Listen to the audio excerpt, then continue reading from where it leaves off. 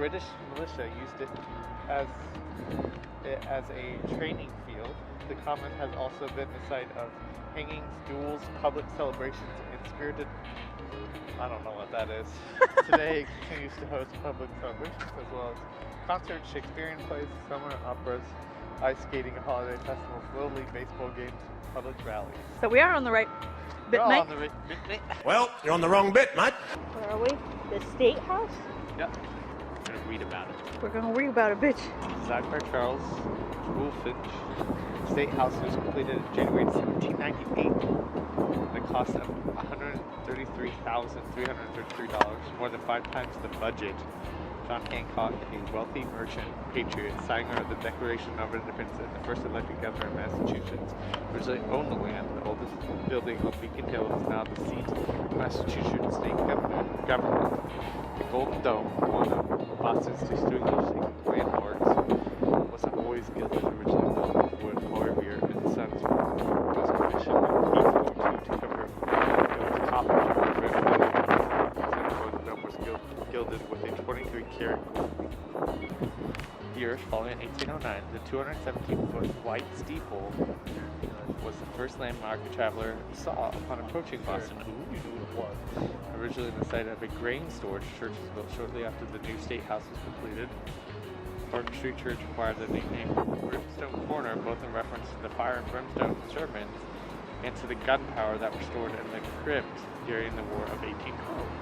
On July 4th, 1829, abolitionist William Lloyd Garrison gave his first public anti-slavery address here, and 2 years later, on July 4th, the Captain America, better known as My Country 'Tis of Thee, was first sung on the chapel church steps.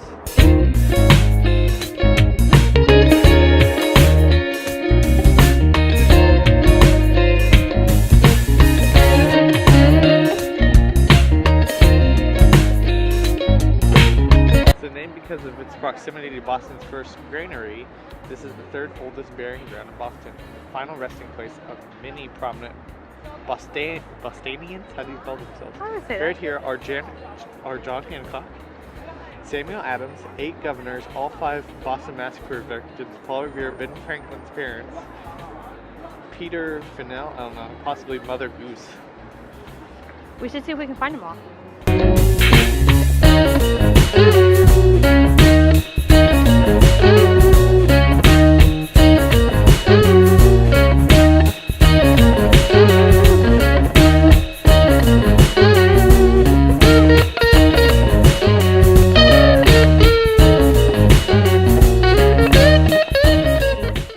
Hung on the Common. In 1785, King's Chapel became the first Unitarian church in America. Adjacent to King's Chapel in Boston's first burying ground, here you will find the graves of John Winthrop, Massachusetts' first governor, William Dawes, Paul Revere's compatriot, who also made the ride to Lexington, and Mary Chilton, believed to be the first woman to step off the Mayflower. So there's people dead here. I like how that's what we get from that. There's people dead here. Yes. I think there's people dead everywhere, but... Yeah. So there's people. Where's the dead people? Well, you can't see them. They're ghosts. Duh. Okay, let's look at the map.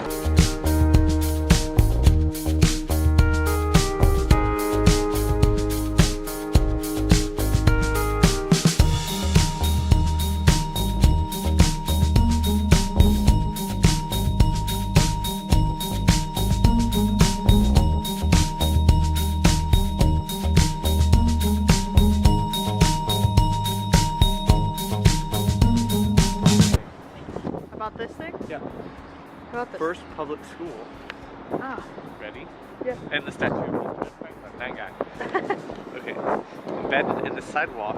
Oh, the thing we're standing on. Oh, my bad. In front of Old City Hall is the mosaic city carpet, which commemorates the site of the first public school in the U.S., Boston Latin School. Among the school's illustrious alumni are Ben Franklin, John Hancock, Samuel Adams, Charles Woolfinch, and Robert Waldo Emerson. The school continues to operate today at another location. Mission is by competitive exam, 4 years of Latin, was still required, and girls were admitted in 1972. Richard Greenberg's statue of Ben Franklin, erected in 1856, prominently stands in front of the old City Hall.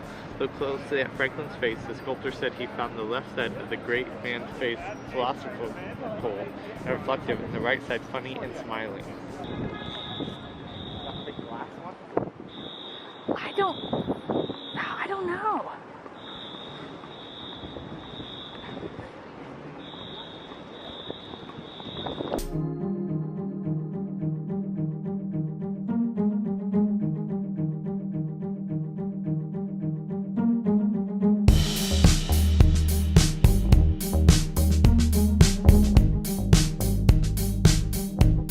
The burying ground, the Coppice Hill burying ground. The burying ground has the graves of the Mather family, a very prominent New England minstrel family, Edmund Hart, builder of the USS Constitution, Robert Newman, who placed the lanterns for Paul Revere's ride, Prince Hall, anti-slavery activist, revolutionary soldier, and founder of the African Grand Mosnick Lodge, as well as being the final resting place of over 1,000 freed blacks who lived at the foot of the hill. Because of its height and prominent location overlooking Boston Harbor, the British used the burying ground to aim their cannons on Charleston during the Battle of Bunker Hill. Target practice was also conducted here. Be sure to take a look at the grave marker of Daniel Malcolm, a member of the Sons of Liberty.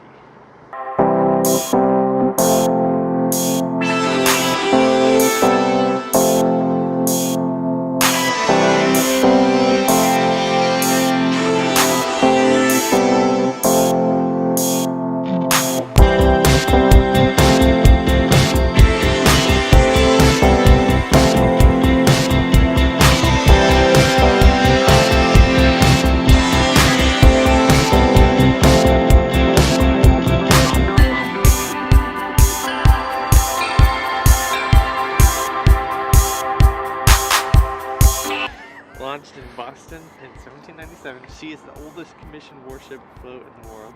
The nickname was earned during the War of 1812 when British cannon balls were pronounced bouncing off her impenetrable hull, and the seamen cried out, "Huzzah! Her sides are made of iron." Today she is made by an active duty U.S. Navy crew and docked in the Charleston Navy Yard. That was it? Oh. And that was it. That was it. And there she is. There she There blows. she is. There she blows. She has iron and steel. She has a bunch of people in her. Bunker Hill Monument. It was a moment. Don't fire until you see the whites of their eyes.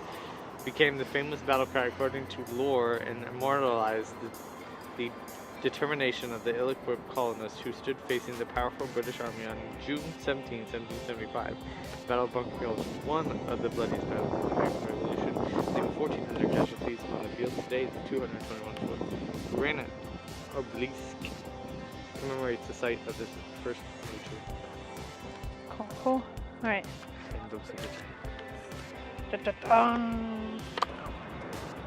Alright, you guys. It is 4:40. When did we start? Oh, like 12:30?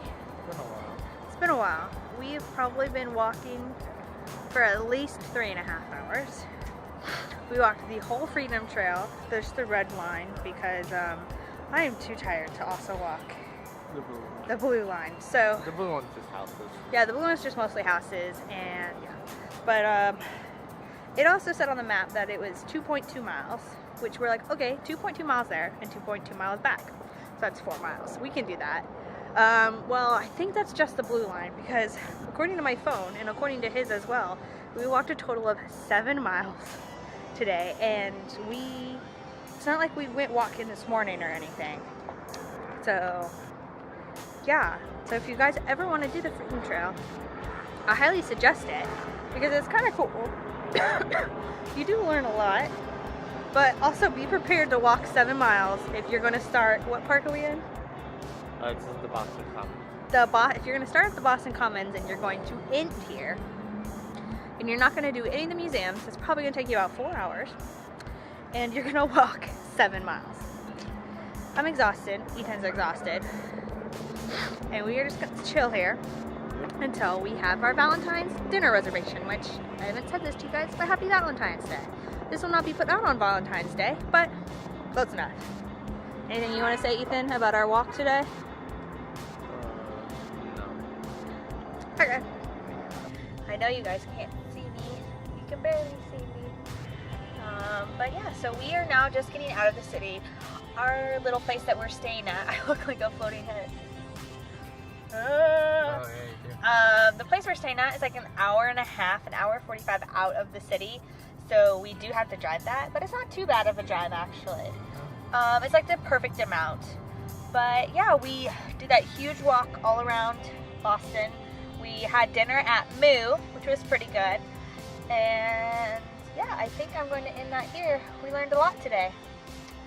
That, Had a history lesson without being in school. yeah, exactly. Learning can be fun, you guys.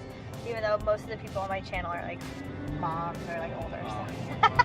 But hey. Yeah, so thank you guys so much for watching, and make sure you hit that subscribe button because I'll be putting out every day as a different video whenever I can get the chance to put them out. I don't really have a schedule for these, but thank you guys so much for watching, and I'll see you guys next time. Bye bye.